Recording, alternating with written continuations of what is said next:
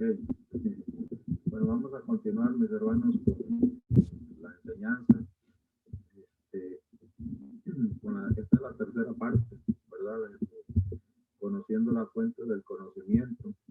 En esta tercera parte apenas el mensaje número 1, ¿verdad? Vimos de esta tercera parte. Vamos a entrar o a continuar, mejor dicho, con la fuente del conocimiento, de ser llenos del conocimiento de su voluntad. Yo pienso que este tiempo que nos resta por vivir sobre esta tierra, vamos a tener que aprender a vivir con lo que viene, porque si este año pasado... Empiezo entonces. Muy bien, vamos a seguir entonces. Bien, la palabra que a donde terminamos la semana antepasada fue que teníamos que tener los ojos del entendimiento alumbrados. No sé si se acuerdan, ¿verdad? Porque con los ojos del entendimiento alumbrados vamos a comprender la grandeza del poder que actúa en nosotros. El problema número uno de la gente afuera es que su entendimiento está entenebrecido porque la luz de Cristo no está sobre sus ojos. La Biblia dice que nuestro entendimiento tiene ojos, según lo que dice la Escritura, y los ojos de nuestro entendimiento tienen que estar alumbrados. Por ejemplo, ¿por qué usamos lentes los que usamos lentes? Porque sin ellos se nos van los reflectores para todos lados, ¿verdad? No vemos, o si vemos muy poco. La cosa es que necesitamos usar algo para poder ver con claridad. Así mismo es nuestro entendimiento. Sin la luz de Jesús, nuestro entendimiento está entenebrecido. Estando entenebrecido no podemos ver la verdad. La verdad nunca va a estar al frente nuestro. Todo nos va a parecer igual.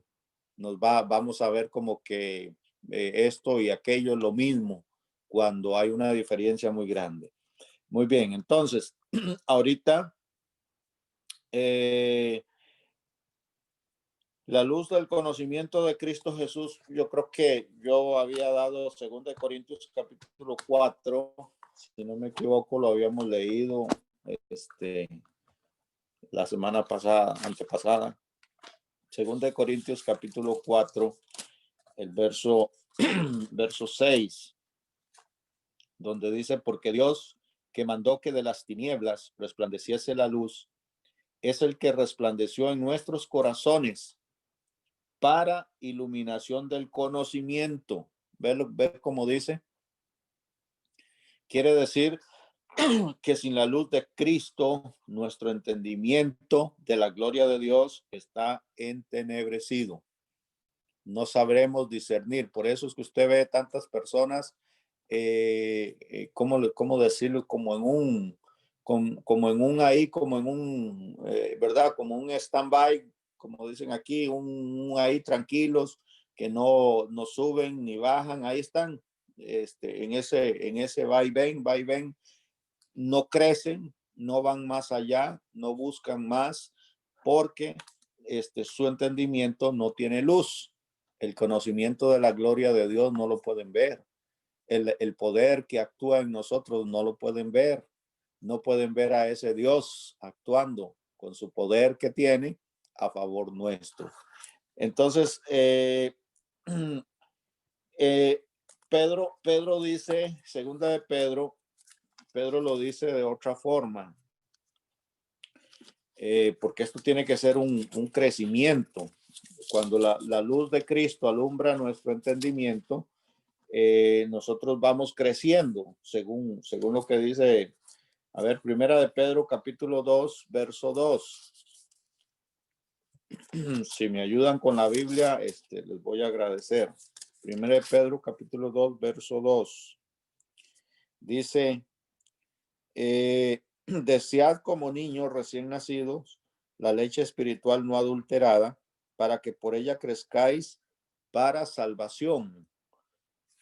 Crecer para salvación es lo mismo que dice 2 de Corintios, que podemos mirar, tener conocimiento de la gloria de Dios, de lo que Dios en sí puede hacer por nosotros, por su iglesia. Por ejemplo, si usted mira atrás en la palabra, usted se va a dar cuenta que Israel miró de cerca, con sus ojos naturales, miraron de cerca la gloria de Dios, pero esta gente en el interior de ellos, en su conocimiento, no discernieron nunca su poder, lo que Dios estaba haciendo. ¿Me comprende eso? El pueblo de Israel miraba la nube que estaba encima de ellos, de día y de noche. Pero yo no sé, con sus ojos naturales miraban esa nube ahí arriba, pero sus ojos espirituales cegados no podían ver que esa nube no era solamente una nube cualquiera. No miraban al Dios de esa nube, que esa nube era Dios mismo, que estaba sobre ellos. El ángel de Jehová estaba sobre ellos, guardándolos de día y de noche. Estaban mirando con sus ojos naturales, pero sus ojos espirituales estaban totalmente cerrados. Entonces, de eso es lo que se trata. A medida que usted va creciendo, usted va conociendo, va aprendiendo, y usted se va haciendo cada día más fuerte y más fuerte y más fuerte. ¿Qué hubiera pasado si usted, cuando nació, se hubiera quedado como nació hasta este tiempo? ¿Qué sería de usted? Un fenómeno, ¿verdad? De brazos, con bigote, con barba. Imagíneselo. Da como así, como risilla, ¿verdad? Pero imagíneselo. Sería un fenómeno. Así mismo es en el cristianismo. Usted viene a Cristo, usted tiene que crecer. Usted tiene que desear la leche espiritual cada día. Entonces, de eso se trata. De ser llenos del conocimiento de su voluntad, se trata de crecer, de buscar. Es que tenemos que escarbar, porque si no escarbamos, no encontramos. El hecho de que nos quedemos en un bypass ahí, no nos lleva a ningún lado. Tenemos que crecer. Muy bien. Entonces, segunda de Pedro también, capítulo 3, verso 18.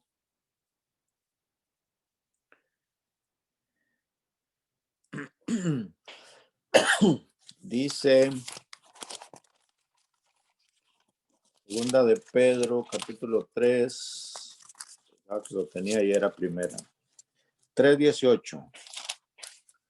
Dice la escritura, antes bien, ve cómo lo dice ahora Pedro, antes bien dice, creced en la gracia y el conocimiento de nuestro Señor y Salvador Jesucristo. O sea, da la fórmula que usted debe de crecer en la gracia y en el conocimiento de Él.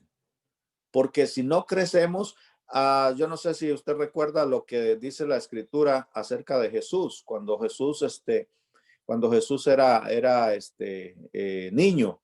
¿Qué dice la escritura? Y Jesús crecía en gracia y en conocimiento, ¿verdad? ¿Sí o no? Y en estatura. O sea, iba de todas formas creciendo al mismo nivel, pero iba creciendo. ¿Podemos crecer monetariamente? Puede ser que sí. Podemos hacer una bolsa más o menos bonita de crecimiento de dinero, pero si dejamos de dejar crecer nuestro conocimiento en él, esa bolsita no vale nada. ¿Me comprende lo que le digo? Si hacemos crecer la intelectualidad con teología y todo lo que usted quiera añadirle, pero el conocimiento espiritual se queda, el conocimiento de Jesús se queda estancado. Ese conocimiento teológico no le va a servir mucho. Le va a servir para pararse usted delante de alguien y hablar bonito, ¿verdad? Va a decir usted muchas palabras bonitas, va a hablar usted de muchas cosas que usted miró en esa teología, pero nunca va a entender lo que la gracia de nuestro Señor Jesucristo contiene, la gloria de nuestro Señor Jesucristo contiene. Nunca va a hablar del poder que mi Señor, mi Dios contiene. Usted no va a poder decir, es que mi Dios hizo grandes cosas conmigo, porque usted va a dirigirse por lo que ve nada más, por lo natural. ¿Hay alguna pregunta? Quiere decir que esto es un camino que hay que recorrer, y cada kilómetro recorrido es una nueva experiencia que yo tengo que añadir a ese camino recorrido o a ese kilometraje cada día, cada kilómetro a kilómetro. Yo tengo que añadirle una experiencia nueva en Cristo Jesús. ¿Por qué motivo asistimos a la iglesia? Algunos ahogan su conciencia cuando van a la iglesia o al templo y ya pasaron felices la semana porque ya fueron al templo y estuvieron ahí y en fin, hicieron muchas cosas. Pero la verdad es otra, que durante toda la semana, antes de ir a ese templo, no hubo una comunión con el que fui a buscar a esa iglesia o a ese templo ese día domingo, sábado o el día que usted fue. Entonces, ¿de qué? Yo me pregunto, ¿de qué valió haber ido ese domingo si no tengo ningún conocimiento, ninguna experiencia en esos días con él, con su palabra, con su presencia, con lo que él es? Porque él tiene que ser algo especial para mí. Si yo hablo de él, es porque le conozco a él. Porque si yo hablo de su palabra, es porque tengo conocimiento de su palabra, porque sé lo que su palabra dice. Pero quienes no se apuntan para buscar su presencia, yo creo que tienen mucho que decir. Por ejemplo, Efesios capítulo 4. Vamos a ver si encontramos Efesios por aquí. Efesios en el capítulo 4, el verso 13, dice la escritura, hasta que todos lleguemos, dice, a la unidad de la fe y del conocimiento del Hijo de Dios, a un varón perfecto, a la medida de la estatura de la plenitud de Cristo. ¿Se dan cuenta ustedes de lo que está diciendo aquí este hombre? Que dice que debemos de llegar al conocimiento o a la unidad de la fe, luego al conocimiento del Hijo de Dios, dice, a un varón perfecto. Y tenemos que alcanzar la medida y la estatura de la plenitud de Cristo. Algunos dicen, pero es que ¿cómo va a ser eso si Jesús es Dios? No podemos llegar a eso, pero según lo que dice la escritura, usted se esfuerza cada día para escudriñar esta fuente, que es la palabra, y esta fuente le va a ir diciendo cada día lo que usted debe de cambiar, lo que usted debe de quitar, lo que usted debe de destruir. Y más adelante vamos a mirar algunas cositas que nos van a ayudar para que usted entienda. Verso 14 dice, para que ya no seamos niños fluctuantes De eso se trata, de no ser niños fluctuantes, niños rebeldes, niños malcriados, que hay que tomar el cinturón, como decían, ponerlos en cintura. Niños fluctuantes, dice, llevados por doquiera de todo viento de doctrina, que por estratagema de hombres para engañar emplean con astucia las artimañas del error. Al no tener el conocimiento de su voluntad, somos presa fácil de los falsos apóstoles, de los falsos profetas, de los falsos cristos. ¿Me está comprendiendo ahora? Somos presa fácil, muy fácil, porque usted solamente va a creer lo que ellos dicen, porque usted no tiene ningún conocimiento de Dios y su palabra. Ahí es donde está el problema. Ahí es donde erradica el problema de la iglesia de este tiempo. Mucha gente se deja llevar por lo que escucha bonito, por palabras bonitas y todo lo demás bonito, y no escudriñan cuál es la verdad, qué es lo que dice la escritura. En otras palabras, por perezosos se dejan llevar y engañar. Y a todos dicen amén, gloria a Dios. ¿Entiende? ¿Comprende? Sigo aquí leyendo. Dice, sino que siguiendo la verdad en amor, dice, crezcamos en todo en aquel que es la cabeza, esto es Cristo, de quien todo el cuerpo, bien concertado y unido entre sí por todas las coyunturas que se ayudan mutuamente, según la actividad propia de cada miembro, recibe su crecimiento para ir edificándose en amor. Qué bonito habla Pablo aquí, porque nos da la idea de un varón perfecto, de un varón que cuando hablo varón, pues estoy hablando de la iglesia, lógicamente, ¿verdad? De un varón perfecto que sigue a Jesús, que pone, que quiere decir que este varón pone como su prioridad buscar la fuente para su crecimiento, la única fuente de verdad y de conocimiento, que es la palabra de nuestro Dios. Si usted lee la palabra, si usted se empapa de la palabra, usted no va a ser engañado. Cuesta mucho, porque usted tiene conocimiento de la verdad.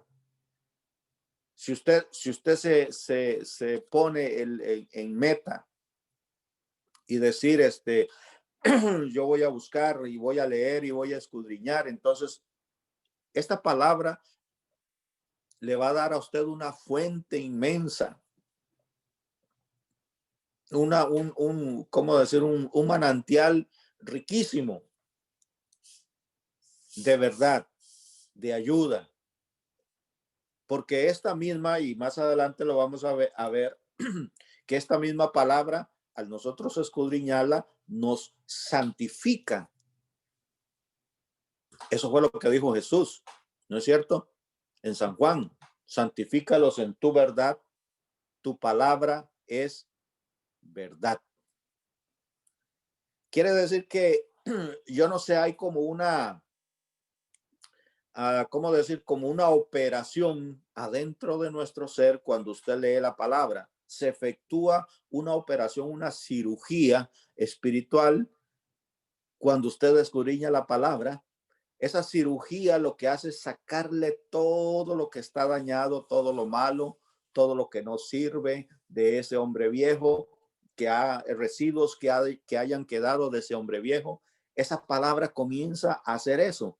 Es como las personas que quieren adelgazar y si están muy gorditos y comienzan a tomar algún medicamento, ese medicamento comienza a trabajar de tal forma que esa grasa comienza a sacarla.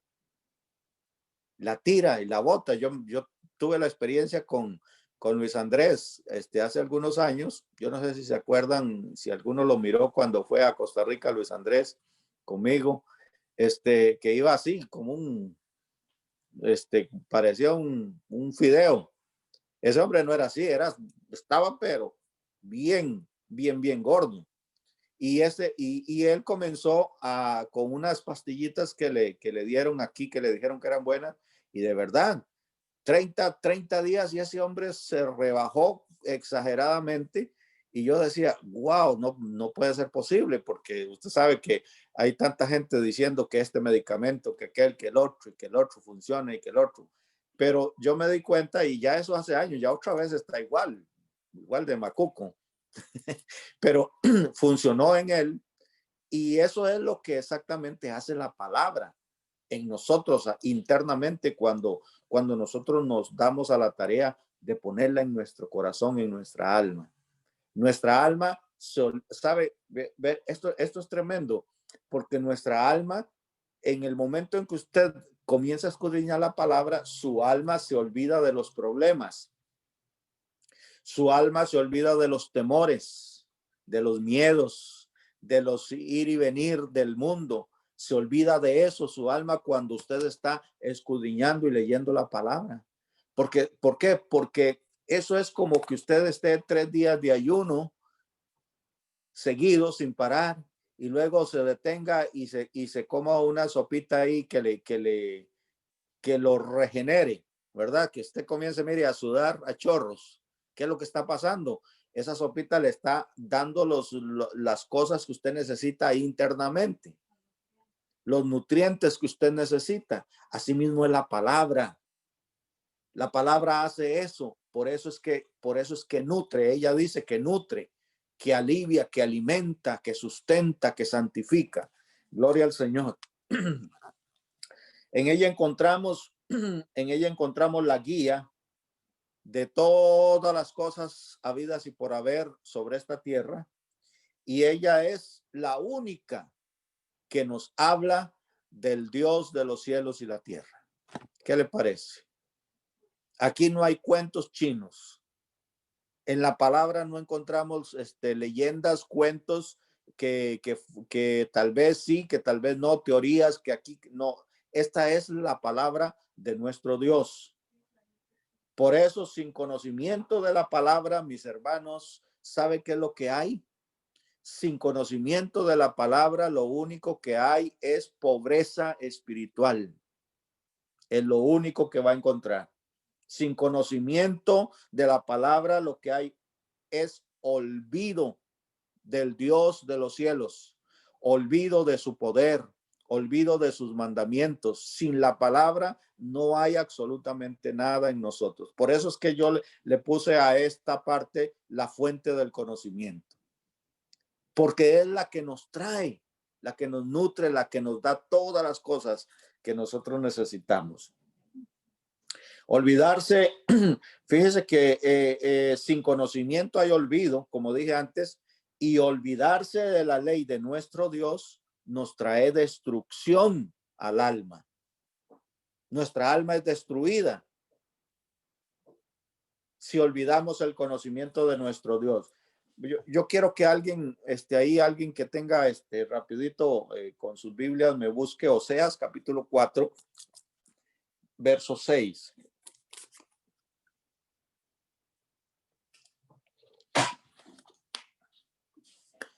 Oseas capítulo 4, verso 6. ¿Quién lo tiene? Amén. Léalo. Mi pueblo fue destruido porque le faltó conocimiento. Por cuanto desechaste el conocimiento, yo te echaré del sacerdocio. Y porque olvidaste la ley de tu Dios, también yo me olvidaré de tus hijos. ¿Escuchó eso? ¿Usted quiere que Dios lo destruya a usted y se olvide de sus hijos? ¿Ah? Es que vea cómo habla, vea cómo dice la palabra. Él dice, por falta de conocimiento, el pueblo pereció. Entonces, Él dice, usted va a ser destruido si usted se olvida de esto. Pero si también usted se olvida de esto, yo me voy a olvidar de sus hijos, de su generación. No voy a tener en cuenta su generación. Dios ha puesto, nos ha hablado y nos ha dicho, ustedes ocúpense de lo mío y yo me voy a ocupar de los suyos. Así nos ha hablado el Señor. Por eso nosotros hacemos la obra de Dios. Como decía mi esposa hace un rato, es duro, pero nosotros lo hacemos porque Dios se compromete conmigo a cuidar de los míos si yo cuido de los suyos. ¿Qué le parece? ¿Está bueno o no está bueno? Yo creo que sí, está buena la oferta. Josué capítulo 23, versículo 15 dice, yo lo tengo aquí, dice Josué hablando, dice, pero así como ha venido sobre vosotros toda palabra buena que Jehová vuestro Dios os había dicho, óigalo como lo dice Josué, también dice, traerá Jehová sobre vosotros toda palabra mala, dice, hasta destruiros de sobre la buena tierra que Jehová vuestro Dios os ha dado. ¿Por qué le dice esto? Les dice el versículo 16, si traspasareis el pacto de Jehová vuestro Dios que él os ha mandado, yendo y honrando a dioses ajenos e inclinándose a ellos, entonces dice la ira de Jehová se encenderá contra vosotros y pereceréis prontamente de esta buena tierra que él os ha dado. O sea que está en juego, hermanos, está en juego, todas las cosas están en juego. Al nosotros olvidarnos de esta fuente que se llama la palabra de nuestro Dios. Cuando dejamos esta fuente está en juego todas las áreas de nuestra vida. Primero empezando por nuestra alma. Segundo, por nuestra generación. Tercero, por lo que tenemos, por nuestras casas, por las viñas o todo, como usted le quiera llamar, por nuestras pertenencias, en otras palabras. Dios se va a olvidar de eso. Dios lo va a hacer a un lado. ¿Por qué? Porque primero yo lo abandoné su ley, me olvidé de su ley, ya no quise seguir, ya no me importó, no me interesó más, me olvidé de mi Dios. Dios se va a olvidar de nosotros. Así es que olvidarse de la ley es cambiar la honra por afrenta. Yo creo que ahí en versículo 7, Jocelyn, de Oseas, capítulo 4, verso 7, dice algo parecido. Léamelo.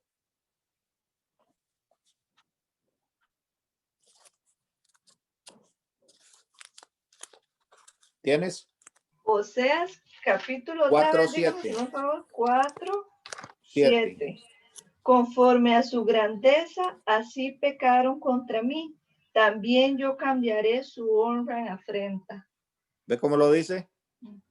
En vez de darles honor, los va a afrentar, los va a humillar. ¿Sí me entienden eso? En vez de aplaudirles,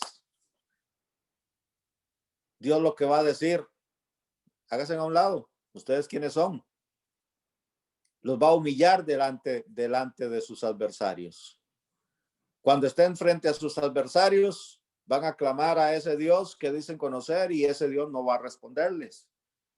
Y ese Dios va a permitir que sus adversarios se abalancen sobre ellos y los destruyan. Eso es lo que quiere decir eso. Entonces, y todo pasa, ¿sabe por qué pasan esas cosas? Porque, mis hermanos, esta ley o esta palabra que nosotros tenemos, ¿sabe? Fue configurada en los cielos. Esta palabra no fue configurada aquí en la tierra. Si fue configurada en los cielos, quiere decir que salió del corazón de nuestro Dios. Sencillo, se acabó. ¿Cómo más mirarlo? Algunos dicen, no, es que la palabra aquí, que la Biblia allá y que lo otro allá. Pero si usted se da cuenta a través de la historia de la iglesia, la Biblia, la palabra nunca ha dejado de ser, ha permanecido. Y quizás usted ya lo sabe, pero ¿cómo es que todos los autores de esta palabra no vivieron en el mismo lugar, no se conocieran entre sí y sin embargo llevan un hilo entre todos ellos? ¿Quién pudo hacer eso? Diferentes épocas, edades, donde fue escrito. ¿Cómo fue que hubo un hilo para traer un hilo desde Génesis hasta Apocalipsis y traernos una verdad central llamada Jesús? ¿Sí me comprenden? Entonces ahí es donde está el asunto de que tenemos que decir, bueno, esta palabra fue configurada en los cielos y salió del corazón del Dios de los cielos. Vean, Salmo capítulo 13, verso 6, dice,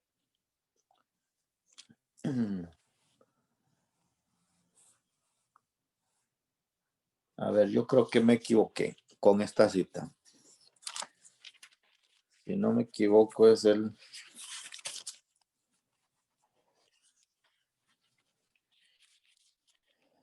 A ver, dijo un ciego, no veía nada. Qué lástima esta cita. Esta cita me gusta mucho porque habla de lo que sucedió o de cómo la palabra es purificada.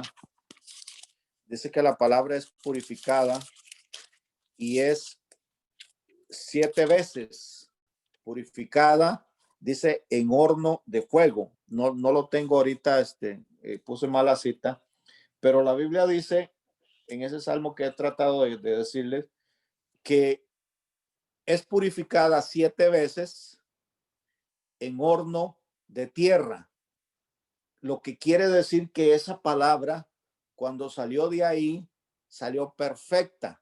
¿Sí me comprende? Es una palabra perfecta, buena para comerla, para digerirla, para entrarla al corazón. Entonces, mis hermanos, refinada en horno de tierra, dice, sí, dígame.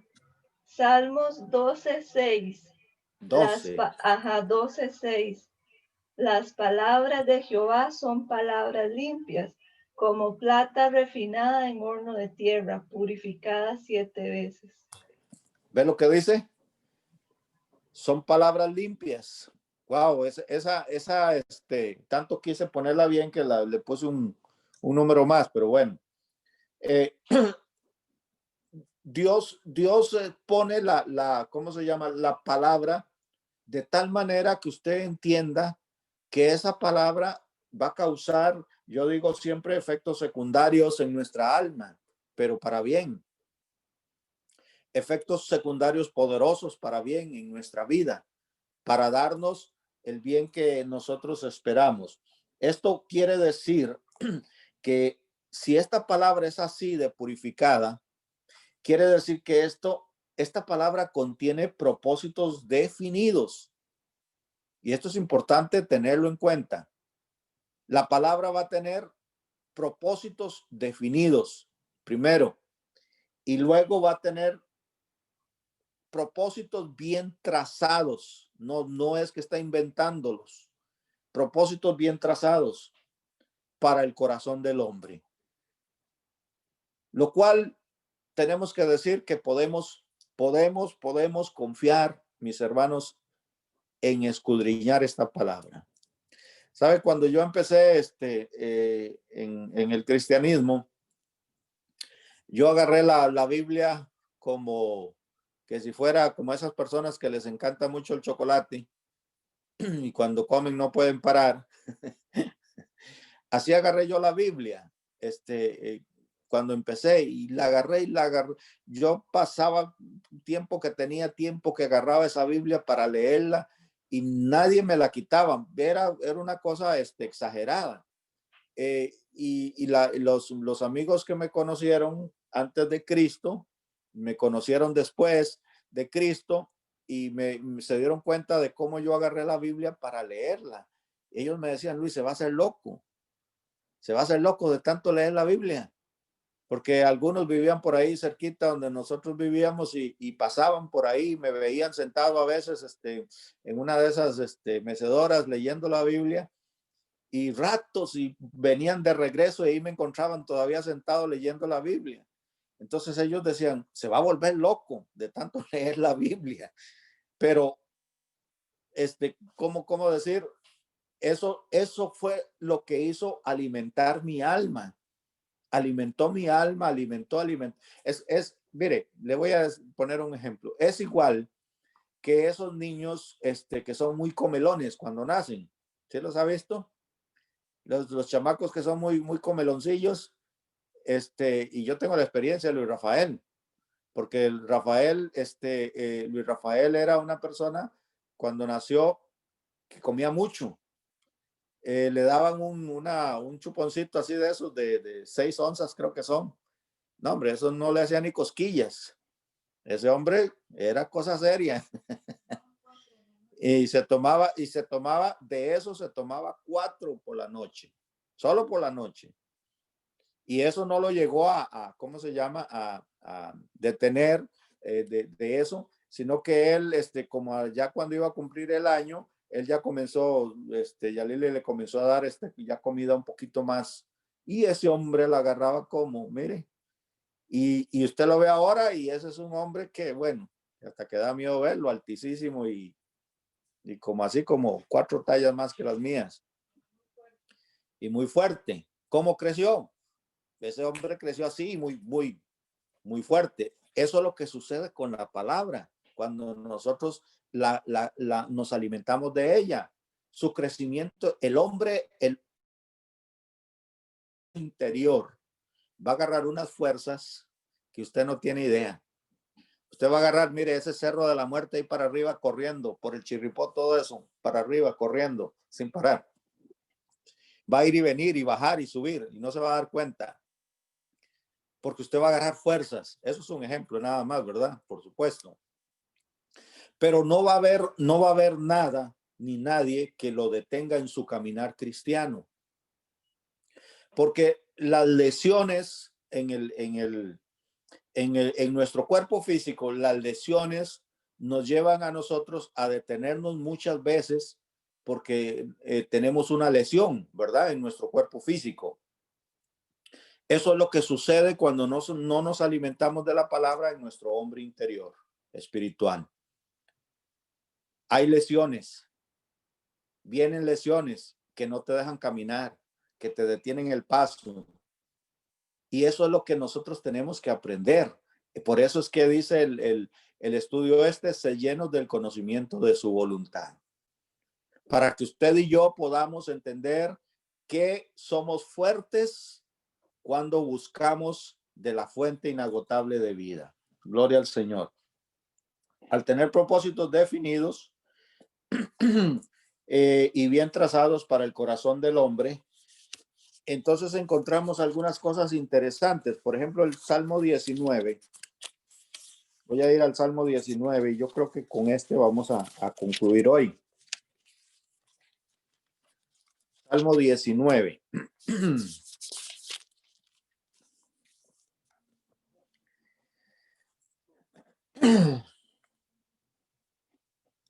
No el versículo 1 porque es muy conocido. Los cielos cuentan la gloria de Dios, ¿verdad? No, versículo 7 en adelante. Versículo 7 del Salmo 19. Vea qué lindo que habla aquí este salmo. Cuando dije que tiene propósitos definidos y bien trazados para el corazón del hombre, es porque la ley de Jehová es perfecta. Al ser perfecta, ¿qué hace? Convierte el alma. Ella misma se explica, ¿vio? ¿Me está entendiendo ahí? Sí. Entonces dice, el testimonio de Jehová es fiel, y por ser fiel, ¿qué hace? Sabio al sencillo. Aquel que menos sabe, lo hace sabio. Qué tremendo. Dice, los mandamientos de Jehová son rectos, y como son rectos, ¿qué pasa? Entonces alegran nuestro corazón. Ya no voy a estar triste, voy a estar alegre, porque eso hace la palabra. Luego dice, el precepto de Jehová es puro, y como es puro, alumbra los ojos. Usted no va a andar en tinieblas. El temor de Jehová es limpio, y por ser limpio, permanece para siempre. Bendito sea el Señor. Dice, los juicios de Jehová son verdad, y por ser verdad, son todos justos. Y ahí sigue diciendo el verso 10, deseables son más que el oro y más que mucho oro afinado, y dulces más que miel y que la que destila del panal. Ve lo que es la escritura, mis hermanos. Como les voy a repetir, al ser la palabra o al tener la palabra propósitos definidos y bien trazados, hace todas estas cositas que dijimos aquí en este Salmo 19, 7 al 9 o al 10. Hace todo eso. Pero lo que pasa es que nosotros hemos tomado el asunto del cristianismo y de la lectura y de todo eso como, no sé, a veces es como una rutina, ¿verdad?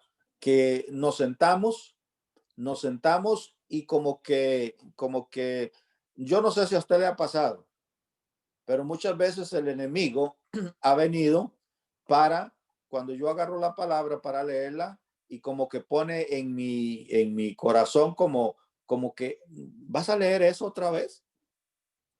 ¿Para qué lo vas a leer? Ya sabes lo que dice. Porque a veces agarro la Biblia y voy a leer algo que ya he leído varias veces. Y entonces el enemigo dice, ¿pero para qué lo lees? Ya no necesitas leerlo. Ya sabes lo que dice. Qué aburrido. Entonces, si usted se deja llevar por eso, quiere decir que usted la va a dejar a un lado, la va a tener a un lado, y va a dejar a un lado la vida que Dios quiere darle ese día, la salud que Dios quiere darle ese día, la abundancia de paz que Dios le quiere dar ese día. O sea, lo que Dios quiere hacer ese día dentro de su hombre interior va a quedar a un lado. Y es importante, mis hermanos, que nosotros entendamos que lo que dice el verso 10 de este Salmo 19 es que toda esta palabra debe de ser el deseo de nuestro corazón todos los días de nuestro caminar sobre esta tierra. El día que usted no tenga deseos de esta palabra, haga algo, tómese un té de no sé qué, de tilo o de tila o no lo tile, pero haga algo y agarre esa palabra aunque usted no quiera. Aunque su corazón y todo su ser diga, no, qué pereza, no, yo no quiero, agárrela, rompa con eso que el adversario está trayendo para que usted tenga vida. ¿Sabe por qué? Porque esta palabra es oro, oro puro. Y esta es la palabra, esta es la fuente que yo tengo, de la que yo tengo que alimentarme. ¿Hay alguna pregunta? ¿Tiene alguien alguna pregunta? No. Si no, concluimos ahí. Dígame. Dígame. Pero. ¿Quién dice Leito? No, pregunta no, Luisito. No, que es bueno, Cadillo, cuando usted dijo de hacer algo, y yo creo que sí es necesario, porque a veces como que se siente uno como que se le van las fuerzas o está envuelto en quehaceres o diferentes situaciones. Y como yo siento que es como falta de convicción, porque uno sabe perfectamente qué es lo que le conviene y qué no. Y a veces como que el Espíritu Santo lo manda a uno, ¿verdad? Como que lo llama, pero uno de jupón mete jupa en otras cosas, digamos, o no prioriza, digamos. La lección pasada o la antepasada era priorizar, y puramente yo siento que es como que a veces como que nos falta convicción, porque sabemos plenamente qué es lo que hay que hacer y cómo hacerlo. Sí, porque mire, el asunto del cristianismo, y yo creo que aquí cometieron el error los antepasados, ¿verdad? Cuando ofrecían un camino muy bonito, una predicación de un camino muy bonito, lleno de flores y todo lo demás, y no decían la verdad acerca de este camino. Este camino es muy difícil de caminar, no es fácil porque es el camino angosto. De hecho, eso es lo que dice la Biblia, ¿verdad? Que es el camino angosto. Al ser el camino angosto, tiene que ser más complicado, definitivamente. Desde todo punto de vista que se vea, tiene que estar más complicado el camino. La cosa es que tenemos la ayuda que el mundo no tiene en el camino más ancho. ¿Comprende eso? En el camino ancho todo el mundo camina tranquilo, pero viene un problema y no tienen la ayuda que tenemos en el camino angosto. Esa es la diferencia. Entonces, al estar convencido de que en este camino tenemos la ayuda que necesitamos, nos da fuerzas para seguir y seguir y seguir y no detenernos. Así que esa tiene que ser nuestra meta.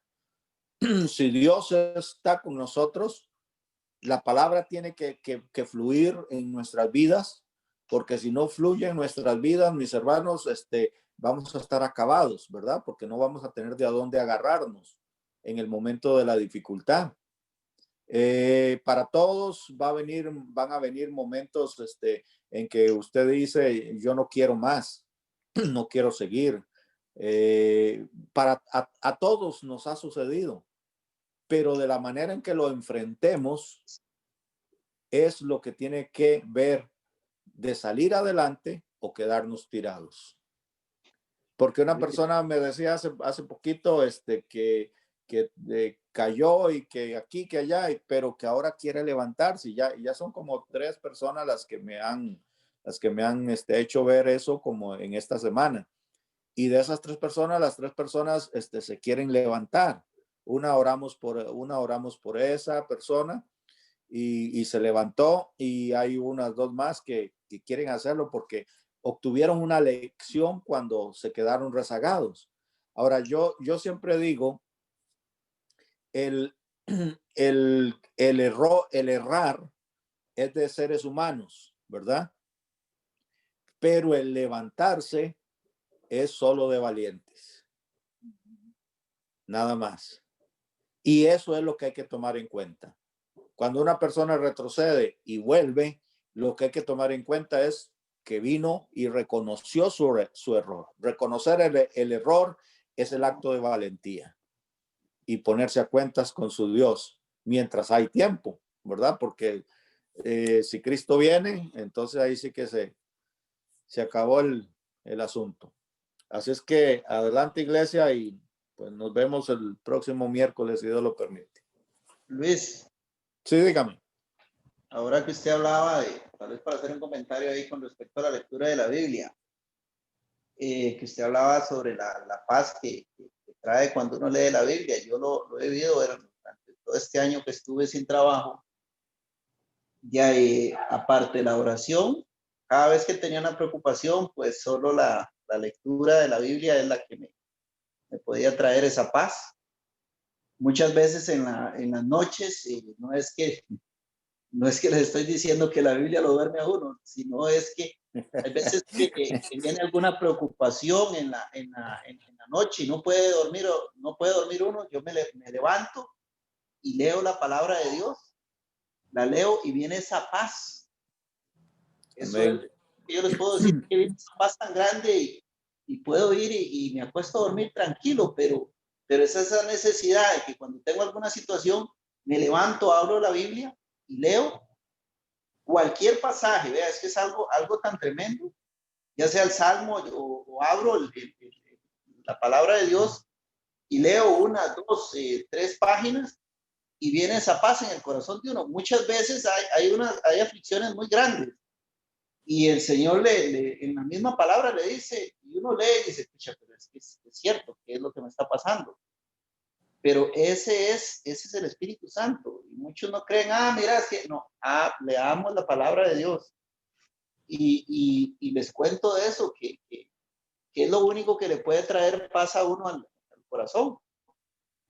Aparte de la oración, la lectura de la palabra de Dios. Y efectivamente no puede creerle uno al enemigo que para qué va a leer eso otra vez.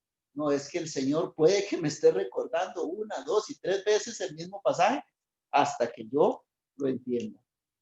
Esa es la diferencia, William, esa es la diferencia que tenemos los cristianos con el mundo. El mundo preocupado, que no puede dormir por temor, por miedo, por cualquier cosa, lo que hace es que se levanta y da una vuelta al refrigerador, ¿verdad?